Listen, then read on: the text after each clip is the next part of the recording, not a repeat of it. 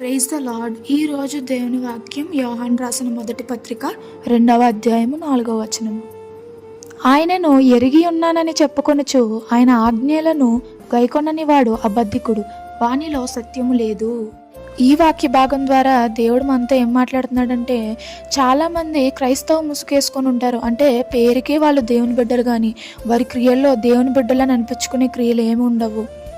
వాళ్ళు లోకానుసారులుగా బ్రతుకుతూ సినిమాలు చూస్తూ ఎంజాయ్ చేస్తూ జీవితాన్ని అంతా ఎంజాయ్ చేస్తూ బ్రతకాలనుకుంటారు. అంటే అక్కడికి ఇక్కడికని తిరుగుతా అలా ఉంటారు.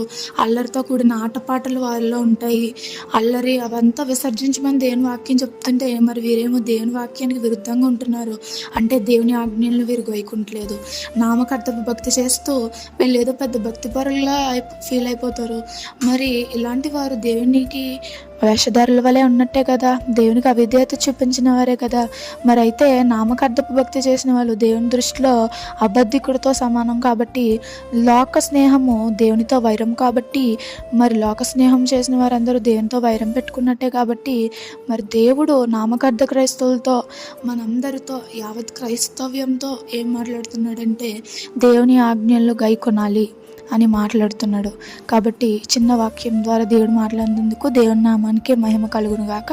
ఈ చిన్న వాక్యం దేవుడు దీవించును గాక. ఆమేన్.